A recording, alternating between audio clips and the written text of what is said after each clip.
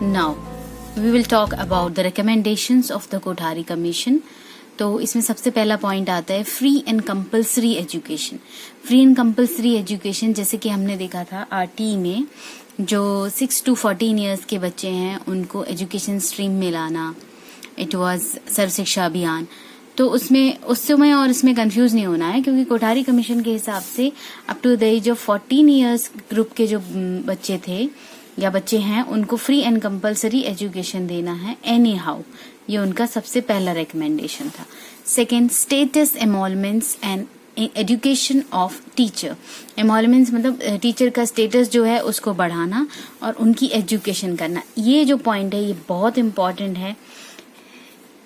आपके examination point of view के अलावा आपकी रियल लाइफ में ये पॉइंट बहुत इंपॉर्टेंट है, क्योंकि as you are going to become teachers in future, आप फ्यूचर में टीचर बनने वाले हैं, तो इन चीजों की नॉलेज आपको होनी चाहिए। Keeping regards of qualifications and responsibilities of teachers. Teachers की क्वालिफिकेशन और उनकी रिस्पॉन्सिबिलिटीज का रिगार्ड करते हुए उनका स्टेटस और उनकी एजुकेशन पे फोकस करना चाहिए गवर्नमेंट को। ये कोठारी कमीशन का रिकमेंडेशन था। Next, in service education. That means अगर आप सर्विस में हैं कहीं और उसके बावजूद आप अपनी एकेडमिक प्रोफाइल बढ़ाना चाहते हैं, कोई और कोर्स करना चाहते हैं, आगे पढ़ना चाहते हैं, तो इस चीज का भी गवर्नमेंट ध्यान रखेगी, आपके ऊपर रिस्ट्रिक्शंस नहीं लगा सकते। Third, academic freedom. Academic freedom ये पॉइंट जो है ना, इस पॉइंट से आपको समझ में नहीं आ रहा है व्हाट इज एकेडमिक फ्रीडम, लेकिन मैं आपको बताती हूँ। एकेडमिक फ्रीडम मीन्स अगर आप नेशन के इंटरेस्ट में या किसी और रिस्पेक्ट में, सोसाइटी के वेलफेयर में अपनी किसी चीज को पब्लिश करते हैं, अपनी किसी चीज को एडवर्टीज करते हैं, कोई भी रिटन मैटर हो, आपका कोई पोएट्री हो, कोई आपका आर्टिकल हो, तो वो करने की आपको फुल फ्रीडम है एज अ टीचर। तो ये जो है ये भी टीचर के एमोलमेंट्स, स्टेटस एमोलमेंट्स और एजुकेशन के अंदर आता है कि आपको एकेडमिक फ्रीडम है। आप एजुकेशन से रिलेटेड, सोसाइटी से रिलेटेड, नेशन वेलफेयर से रिलेटेड अगर कोई चीज पब्लिश करते हैं या कोई चीज इंट्रोड्यूस करते हैं, कोई चीज एडवर्टीजमेंट करते हैं, तो वो आपको उस चीज से कोई आपको रोक नहीं सकता। Next, development of language. Development of language में बहुत इंपॉर्टेंट पॉइंट है। इसमें कई सारी लैंग्वेजेस के बारे में डिस्कस हुआ है, जैसे कि रीजनल लैंग्वेज, वो आप जानते हैं, जैसे पंजाब की पंजाबी, उड़ीसा की उड़िया, कर्नाटक की कन्नड़, तमिलनाडु तमिल, तो इनको कहते हैं रीजनल लैंग्वेज। तो रीजनल लैंग्वेजेस का डेवलपमेंट एक इन्होंने स्ट्रेस दिया था। नेक्स्ट, ये बहुत इंपॉर्टेंट है, आप देखिएगा 3 लैंग्वेज फॉर्मूला का क्वेश्चन अलग से भी आता है। What is the 3 language formula, तो उसकी आप स्टार्टिंग ही कोठारी कमीशन से करेंगे, और कोठारी कमीशन में मैं आपको 3 लैंग्वेज फॉर्मूला आप समझाती हूँ। देखिए 3 लैंग्वेज फॉर्मूला में ऐसा कुछ भी एज सच डिफिकल्ट नहीं है। देखिए इसमें स्ट्रेस दिया है study of modern Indian language. Modern Indian language में क्या आती है, any of the southern languages, south side में जो बोली जाने वाली भाषा होती है, they are called the modern Indian languages. तो any of the modern Indian language आनी चाहिए, साथ में हिंदी और इंग्लिश।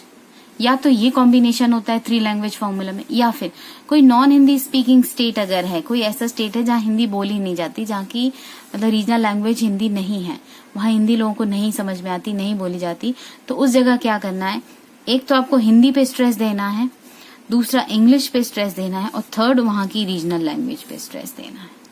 तो ये कॉम्बिनेशन भी होता है 3 लैंग्वेज फॉर्मूला में, और ये कॉम्बिनेशन भी होता है 3 लैंग्वेज फॉर्मूला में। नेक्स्ट आती है हिंदी की बात।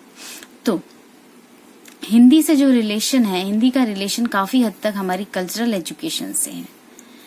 तो हिंदी के प्रमोशन का जो कोठारी कमीशन का रिकमेंडेशन था, तो उसका ये था कि अकॉर्डिंग टू आर्टिकल 351, आर्टिकल 351 क्या कहता है सुनिए। आर्टिकल 351 के हिसाब से एक प्रोविजन ये है कि कल्चरल एजुकेशन की जो भी बुक्स होंगी, जो भी बुक्स हमारे इंडियन कल्चर को प्रमोट करती हैं, उनका हिंदी लैंग्वेज में वर्जन कंपल्सरीली होना चाहिए। That is the mean of Hindi language promotion according to Kothari commission. Now, Sanskrit की बात आती है तो संस्कृत तो डेफिनेटली आपके वेद, उपन्यास और जो पुराण है उन सब को मोस्टली संस्कृत में ही लिखा गया है। तो culture and unity of the country का कल्चर और कंट्री की यूनिटी को बनाए रखने के लिए संस्कृत का प्रमोशन भी कोठारी कमीशन ने रिकमेंड किया था। एंड लास्ट, इंटरनेशनल लैंग्वेजेस वाला पॉइंट को मैं थोड़ा स्ट्रेस दूंगी, क्योंकि इंटरनेशनल लैंग्वेज में मेनली हमारे यहाँ इंडिया में इंटरनेशनल लैंग्वेजेस में मेनली इंग्लिश को कंसिडर किया जाता है, क्योंकि इंग्लिश इज द लैंग्वेज जो मैक्सिमम नंबर ऑफ कंट्रीज में बोली और समझी जा सकती है। इसका मेन टारगेट ये था कि हमारी कंट्री को ग्लोबली स्ट्रेंथन करना है, हम अपने आइडियाज उनसे कह सकें और उनके आइडियाज को इंपोर्ट कर सकें।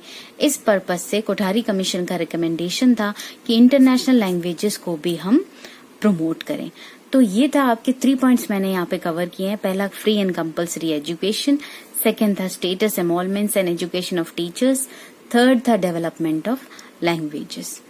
अब जो नेक्स्ट पार्ट है, इसके नेक्स्ट रिकमेंडेशंस हैं, that will be continued in our next video.